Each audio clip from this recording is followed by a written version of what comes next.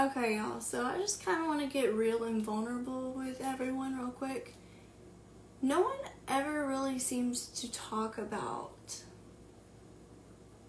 the mixed emotions you experience once you have gone through a profound healing journey in the area of all forms of relationships.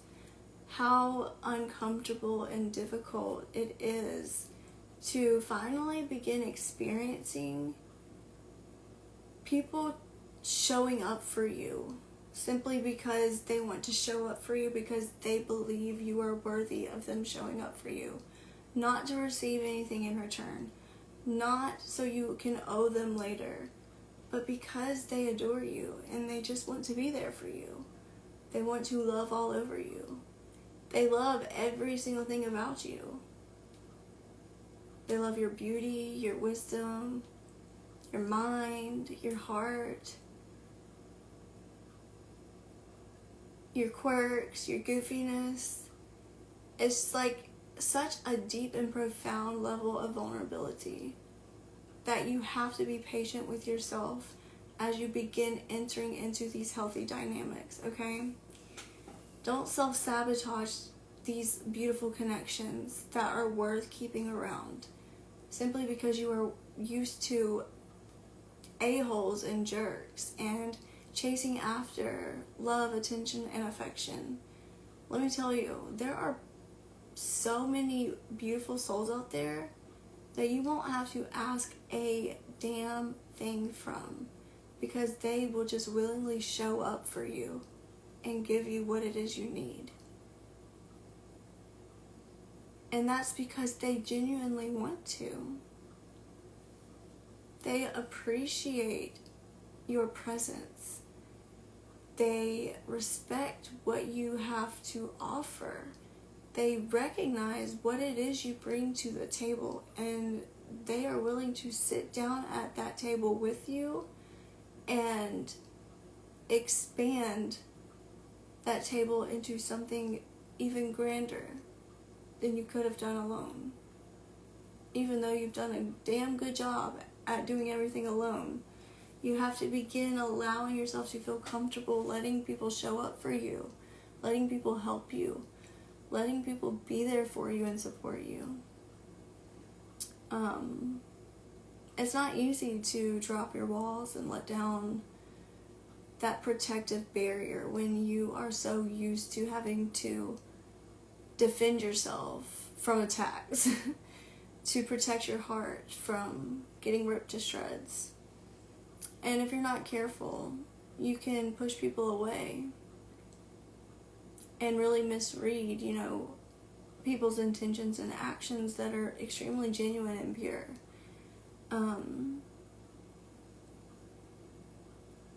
For example, if you have a history of relationships of platonic and romantic, where you're used to people walking all over you, making fun of you, trying to make you feel stupid and as if you are lacking intelligence, often laughed at, made out to be a joke, and then you're connecting with a pure individual that is literally like the sunshine and the rainbow after the storm, and they're looking at you in awe, smiling. You're gonna take it the wrong way because you're like, what is it? Why are you making fun of me? Like, what's so funny? And they are just in awe of you and your beauty. And it's not just your outer beauty, it's that inner radiance that they just feel so connected to. And if you're not used to that treatment of someone looking at you and smiling, because just staring at you brings them this sense of wonder and fulfillment, you can really miss out on something great. Really great.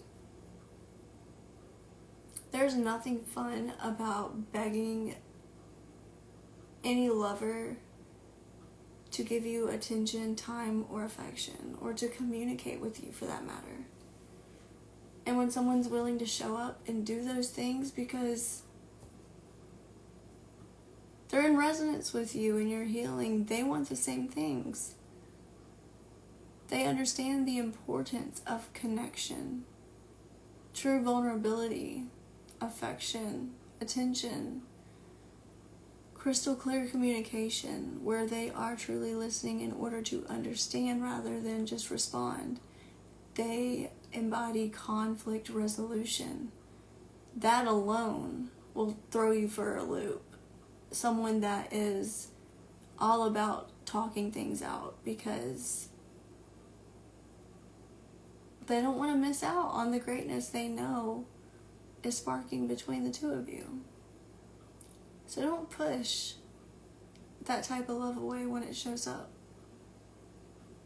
And also don't force it, because whatever is meant to be is going to unfold beautifully and naturally in its own unique way, and you cannot compare it to any other connection. You can't compare it to teachers that teach you what it means to date and how to date. Because the truth is, love always finds you when you are not looking for love. When you are not going out trying to desperately find someone to love you.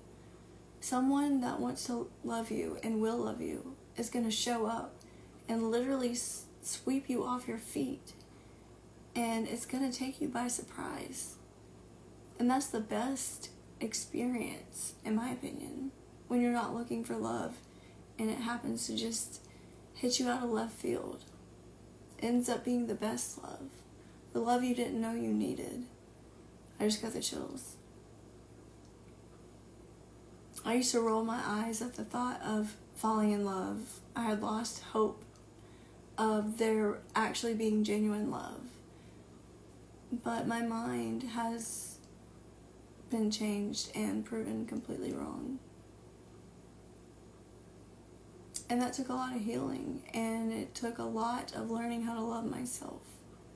And that is a process that you will forever be journeying through, learning how to love yourself more and more and more, as you are also allowing someone else to love you more and more and more, and you're learning how to love them more and more and more. Don't miss out on something great, especially not for something ridiculous such as a past lover you're pining over that never once gave you the time of day. There's literally no beneficial rewards from that individual except for pain, suffering, confusion, and constantly questioning your self-worth and what you did wrong. You are just holding on to the idea of who you believe that person would be for you. And I really hope that you give yourself permission to recognize the difference between an individual that is worth your time, energy, and attention versus an individual who is in it for what they can get out of you. And as soon as they're done getting whatever it is they want to get from you, they'll be on to the next one. Don't get caught up in the potential that you can see within others. Pay attention to how they're showing up. Pay attention to how they're making you feel, how they're treating you. Is there reciprocal energy there? Is there equal effort? Is there mutual attraction? Is there true chemistry? Because we can easily convince ourselves that somebody is the one, and we really have nothing in common with them. Like, if we were to really end up with that individual long term, we would be so unsatisfied, because it would be such a shallow bond, a major lacking of depth. And if you're like me, I crave as deep can get. I'm always going deep. I am an intense individual because my soul is intense. And so I have to have someone who can handle the intensity that I bring in like a powerhouse. And when someone can match that same intensity, I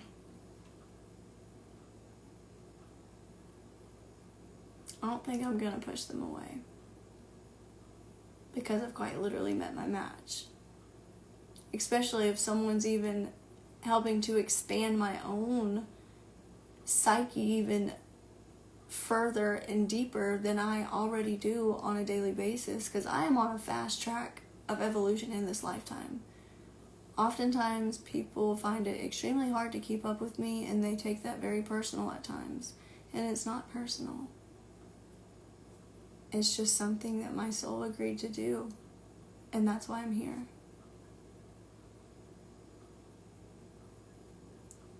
That being said, if I've ever connected with you on this journey, I still have so much love for you. Sometimes we just have to go our separate ways and learn our lessons individually, because we would have remained in the same space if we didn't go our own ways, because other people were required to help us learn a very significant lesson in such a way where it's integrated and it's fully grasped in a way where you have graduated the lesson. And then once you pass those important milestones in life, you can absolutely realign back together and be in resonance again on a much higher timeline, connecting in much greater ways, okay? So please understand, when it comes to other people and connections, it's never personal. It's simply a matter of vibrational frequency and resonance. Always choose you. Don't hesitate to choose yourself. Because that's what everyone else is doing. And you should want everyone else to choose what's best for themselves. To do whatever it is they need to do, whatever experiences need to help them learn how to love themselves, let them go through it. Otherwise, you're robbing them of what they came here to do. That is the definition of true unconditional love, in my own personal opinion. To freely love without limitations, conditions,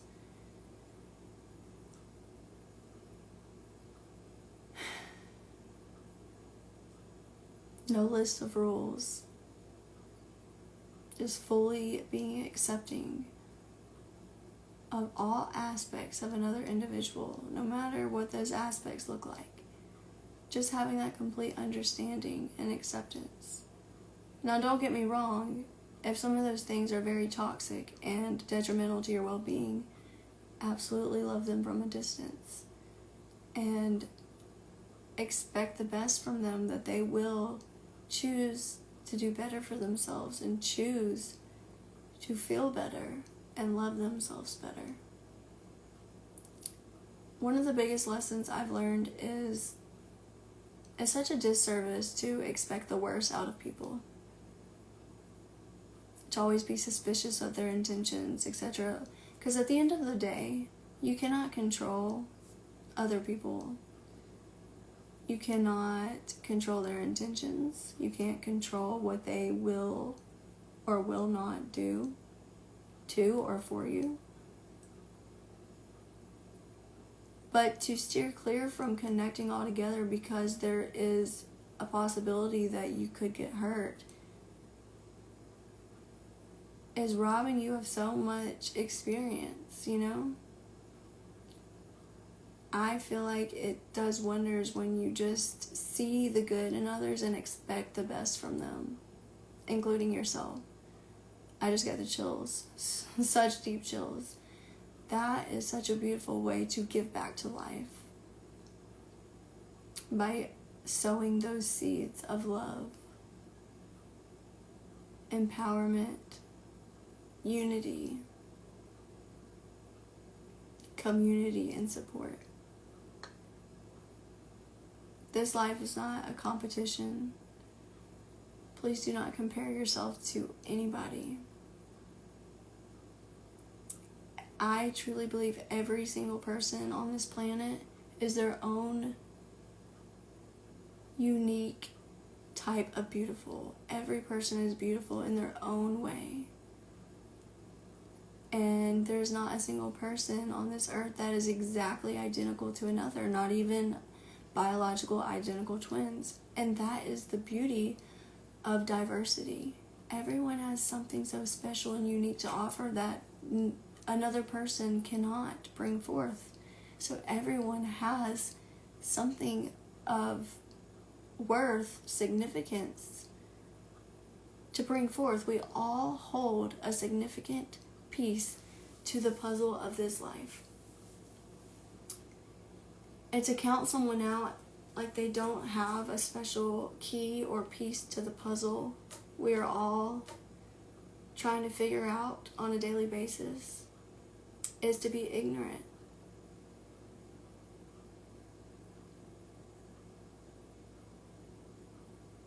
I think it's important that we are really checking ourselves, before we wreck ourselves. Are we operating from pure, unconditional love, a true place of service to others?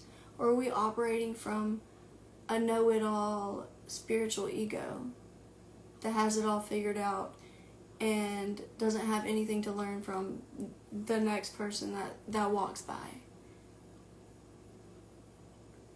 Because that's a very, very easy way to sign up to get quickly humbled in a very uncomfortable manner. So, how are you showing up today for your fellow brothers and sisters?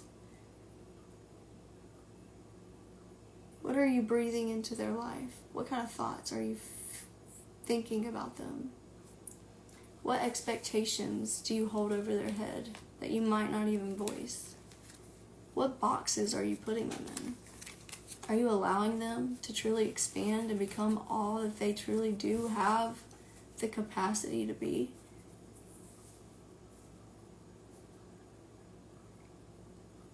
And if you are holding them in that box, what about them is so intimidating to allow them to truly spread their wings and soar? Because possibly maybe you're afraid to do the same. And you're afraid that they will exceed you, and then you will feel inadequate. Maybe not knowing it all after all. I know this really went in a whole other direction, but hey, when a message wants to be delivered, I'm here. If I had one word to define year 2024 for me, it is authenticity. Being my most raw, authentic self when it comes to the way I express myself, the way I'm showing up with my intentions, in connections, in friendships, family dynamics. Being truthful at all times, no matter how uncomfortable that might actually be. How ugly that truth could possibly be. Choosing to do the right thing, even if it is the hardest damn thing to do. Because otherwise, what am I doing? That's no way to live. And I'm here to live fully and powerfully. And I hope you do the same.